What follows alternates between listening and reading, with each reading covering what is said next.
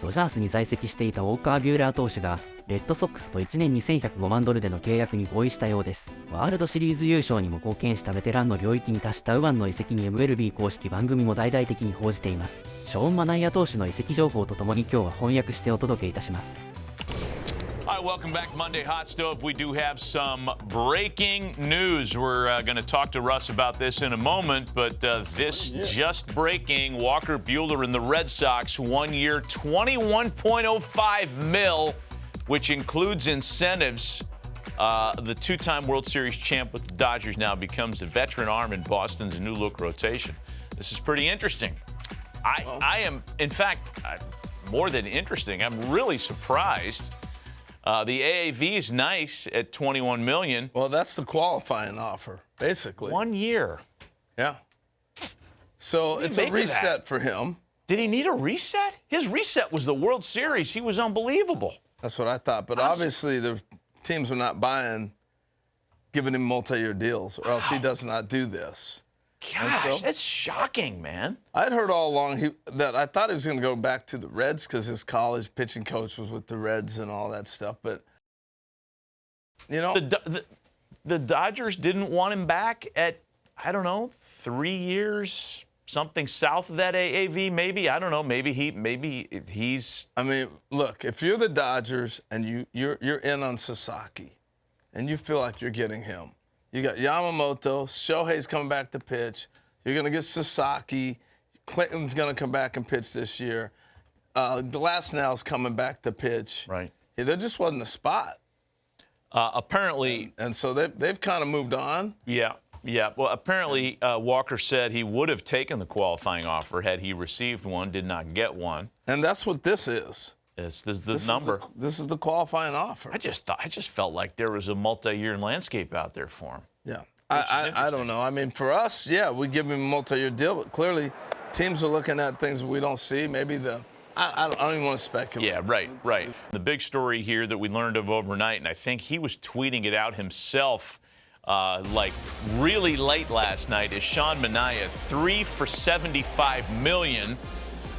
This according to Mark Feinsand at MLB.com.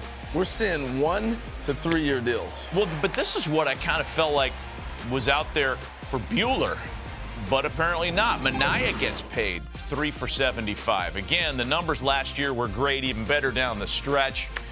We talked a lot on this network about a slight adjustment to his arm angle, his delivery, and he really took off from there. He was great for the Mets, and this is a big return in New York. I love this because too often, a player gets turned around. A coaching staff helps him figure something out, and then he leaves. This guy figured it out with changing the delivery. It worked for him. It worked for the Mets.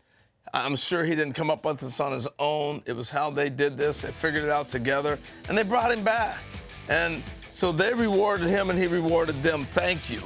I love this. You could go back even farther than his last 12 because the turnaround for him really started in early July, and then it really rounded into form in the last month and a half of the season. All the cumulative numbers for Manaea, by the way, career high in innings.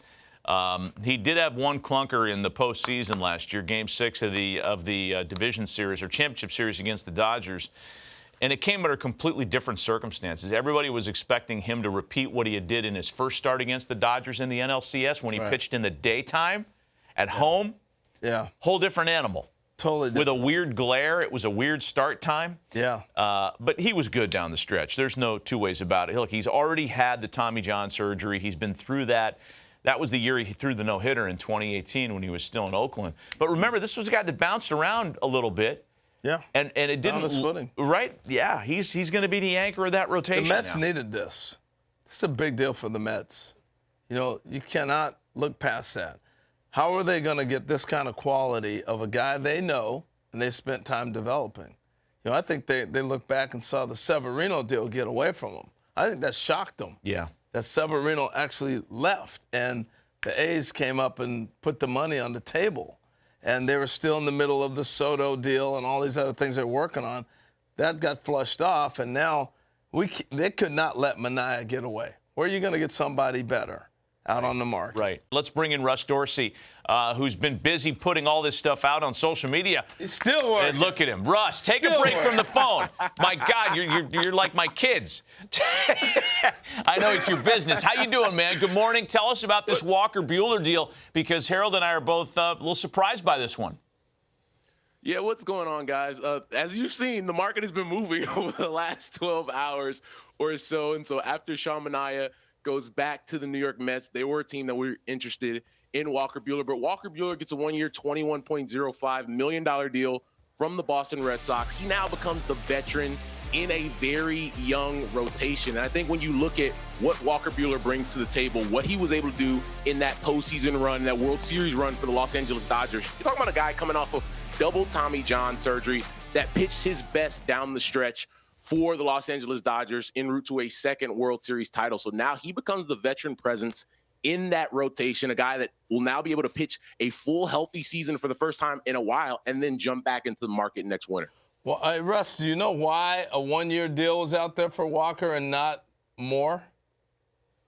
I think there were a lot of teams in discussion on Walker for multi-year deals, and I think when you look at the situation for him going to Boston, a place where he can win, they're expected to be in contention in that AL East. As a guy that likes to compete, I think that he looks at it as a really good situation and fit for him. And I think with Alex Cora, he loves those grindy type guys that aren't afraid to put it out all on the line, and that's something we've seen from Walker Buehler from the time when he was a young fireballer to now what you saw when he saved, that last game of the World Series for the Dodgers. And I think when you look at, what Walker is going to be able to do there, you're talking about a guy who, if you look at the history of Major League Baseball, has the 4th lowest ERA in World Series history. So this is a guy that isn't afraid of the big moments, isn't afraid to pitch in a big market.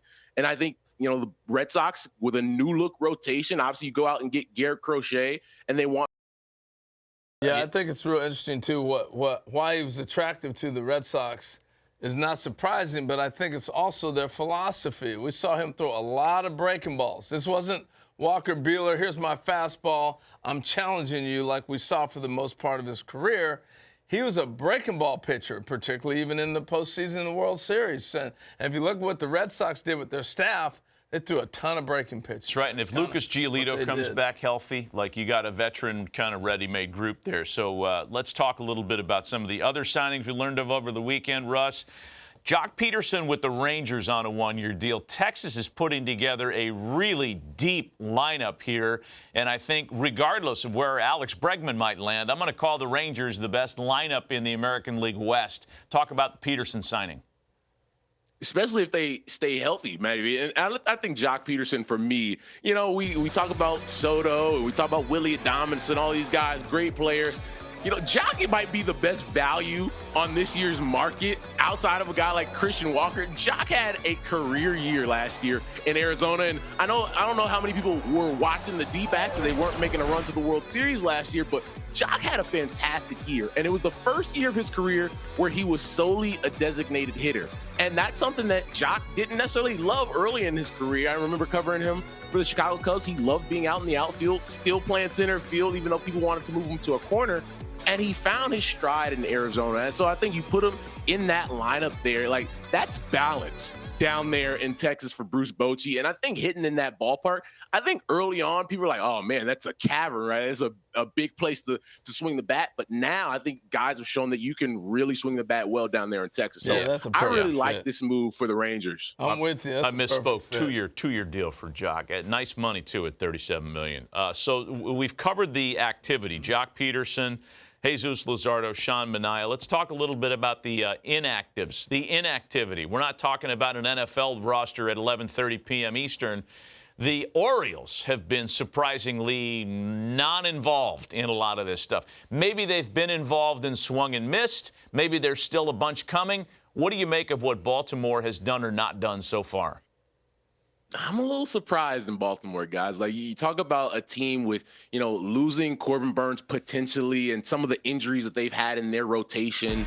And it's always seemed like a team like, all right, man, if they get some solidified starting pitching, this is a team that is ready to go, because we know what they have in terms of their young position players, whether that's Jackson Holiday or Adley Rutschman or Gunnar Henderson, who was a finalist for the MVP award last year, and then they go sign Tyler O'Neill. But what this team really needs is starting pitching. And the one thing I'm afraid of with the Baltimore Orioles is you're not guaranteed a window, right? Like, just because you draft these guys and develop them into young studs and they're on the top prospect list and they come to the big leagues and we're really excited about what they can be, and some of those guys develop into MVP caliber players like Gunnar Henderson, you got to continue to add to that, because we've seen teams around the big leagues in years past that said, you know what? It's our time. And then they were in and out of that window really quickly. I look at the Chicago White Sox from a couple of years ago, who had the best farm system in baseball. They had all these young studs, and then it was over. So I think the thing with the Orioles, for me, with a new ownership group, you feel like they would have money to spend, and like they're not the new kids on the block anymore. Now everybody knows what to expect out of the Baltimore Orioles, and in a division that is still going to be tough to compete in. You see the Red Sox trying to get better. The Yankees have, after losing Juan Soto, they've done a lot to pivot and be a better team next year. So I'm a little surprised in Baltimore. Russ, we appreciate you this morning, man. Merry Christmas to you and your family, and get back on the phone. There's more stuff to chase down. Just make sure if it happens. Merry Christmas, guys. If it happens, it's after 1 p.m. Eastern. There you go. Russ Dorsey with us. 100%. Got you. Thank you, Russ. ウォーカービューラー投手の契約提示に複数年示さなかったことが話題となっていましたが、思惑には佐々木朗希投手の存在があるのでしょうか。優勝の立役者で闘志あふれる姿は今回のワールドシリーズでも示していたので少し残念ですね。だんだんと来季のドジャースの姿も見えてきて、あとはテオスカー・ヘルナンデス選手、佐々木朗希投手の移籍がどうなるかがドジャースにとっては焦点ですね。今回の番組では移籍情報というより、他界されたリッキー・ヘルナンデス選手を偲ぶ内容が多かったです。通算盗塁数で圧倒的な記録を保持していて、まだ65歳と若い年齢でご冥福をお祈りいたします。それでは次回の動画でお会いしましょう。さようなら。